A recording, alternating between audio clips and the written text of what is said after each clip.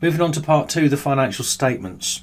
Before we actually look at the financial statements themselves, we'll do a little summary, or run down a little summary of all the types. So a full set of financial statements for an organisation would include the following: the performance statement, statement of profit and loss and other comprehensive income; the position statement, a statement of financial position; a statement of changes in equity that does exactly what it says, it analyses the equity; a statement of cash flows, or the cash in and cash out for the period; and then notes to the financial statements that essentially provide a little bit more detail on some of the other statements. There are 5 key terms that are referenced and used when we're preparing sets of financial statements. These are the elements of the financial statements. So before we look at the financial statements themselves, it's important to be aware of these key terms. There are 5, and they're all included in the conceptual framework. First of all, there are assets. And an asset is basically something good that you have control over that will generate you benefit in the future. So it's a present economic resource controlled by the company.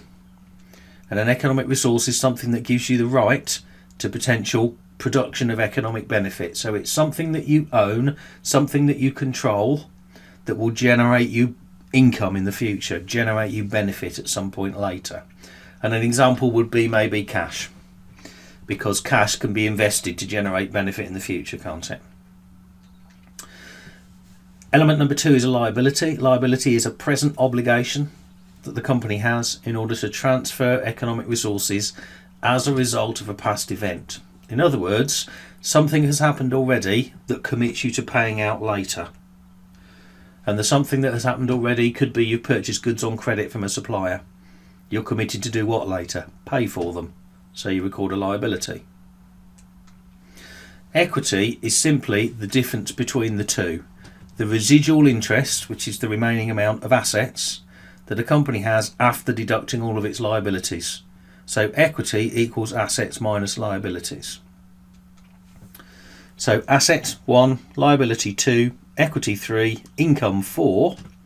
And income is anything that increases assets or decreases liabilities that leads to an increase in equity, like selling goods creates income, creates a receivable and increases the amount you're going to get. The bottom there, what that bit in brackets is saying is basically you do not include transactions with the owners here.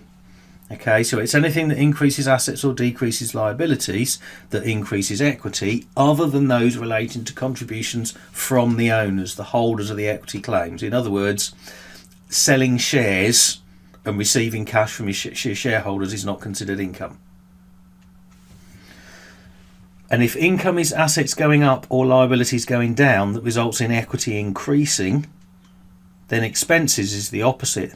It's assets going down or liabilities going up that results in a decrease in equity. And again, apart from transactions with your owners, apart from those relating to distributions to holders of equity claims, which would be things like dividends to your shareholders.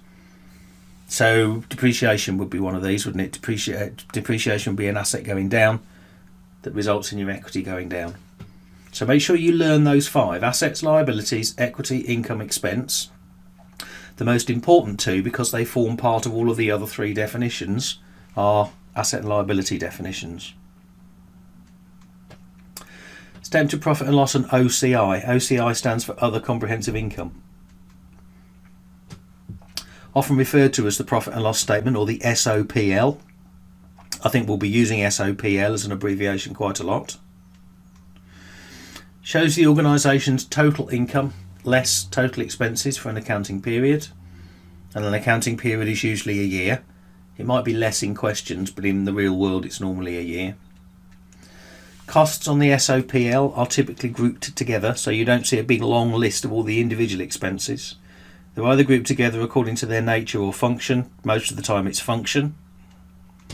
And the statement of profit and loss, the SOPL, will show right at the bottom or towards the bottom whether the organisation has made a profit or loss during the period, hence the name of the document. Here's an example of one.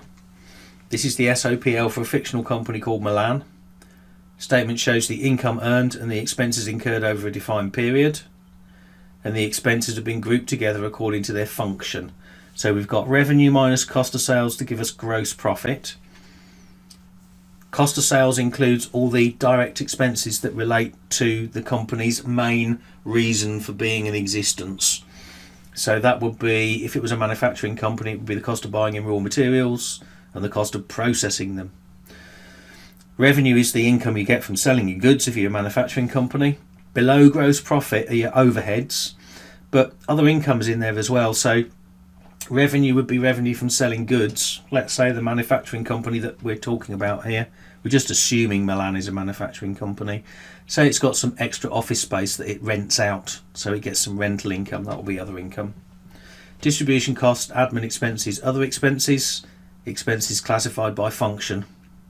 So distribution, selling and marketing, admin to do with the sort of office processing, and other expenses, anything else. Gets down to your profit before tax. And then if there is any OCI, other comprehensive income, that gets added to the profit to get your TCI, your total comprehensive income for the year. The only OCI that you're going to see at FA is going to be revaluation surplus, and the detail for that is dealt with when we get to the tangible non-current assets session. So learn the format as soon as you can, get as used to it as you possibly can, as quickly as you possibly can. Same thing applies to the statement of financial position. You need to learn this format as well. Commonly referred to as the SOFP, Statement of Financial Position abbreviated.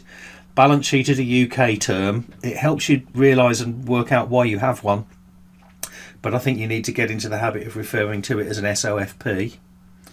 Shows the organisation's assets, liabilities and equity balances at a specific date.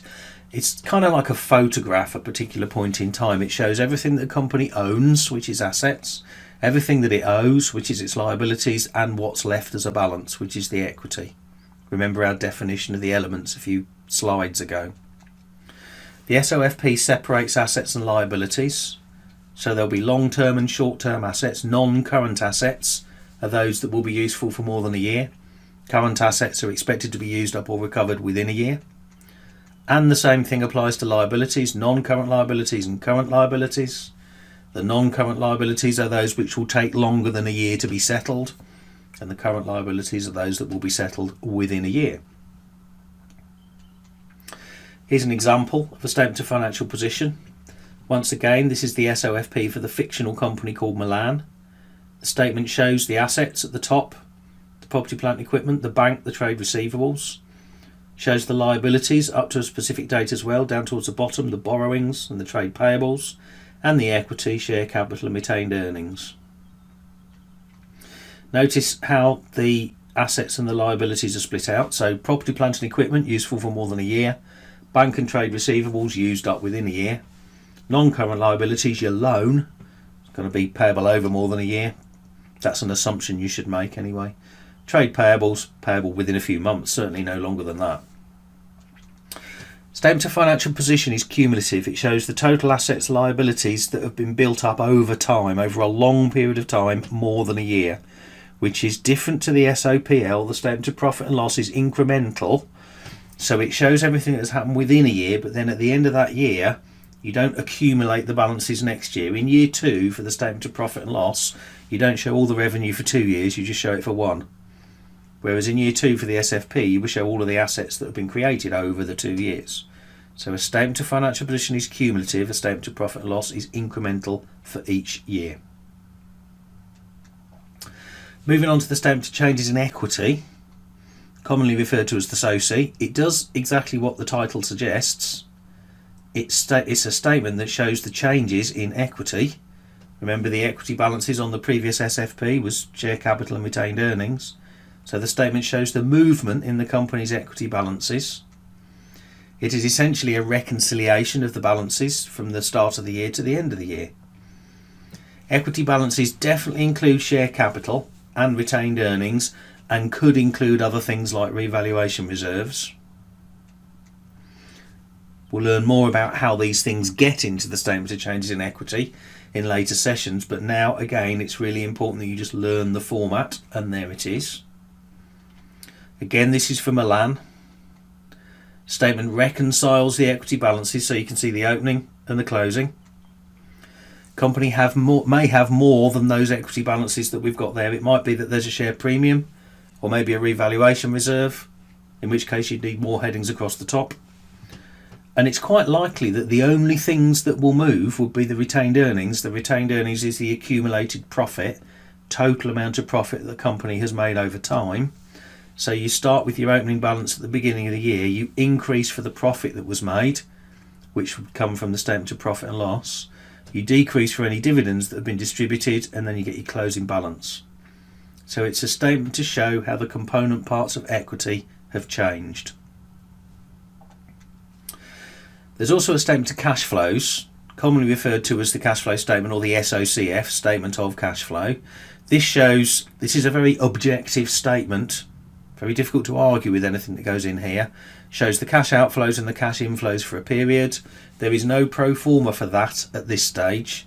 I think you've got enough to think about to learn the previous three formats, and that third bullet point there is quite true. We will be covering these, the cash outflows and the cash inflows and the format of the statement, in detail at a later stage in a later session, so there's no need to review a sample at this early point. There are also notes to the financial statements. A full set of financial statements is typically accompanied by a set of notes, and the set of notes just provides more detail to support the summary information in the financial statements.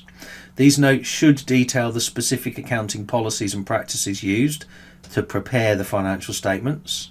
Certain accounting policies will require disclosure notes to be presented in the notes to the financial statement, so there will be certain pieces of information that have to be explained and described. The purpose of the notes is to assist understanding, and think of the notes as just providing further detailed analysis of the summary information that's included in the financial statements, the formats of which we've been spending a little bit of time looking at so far.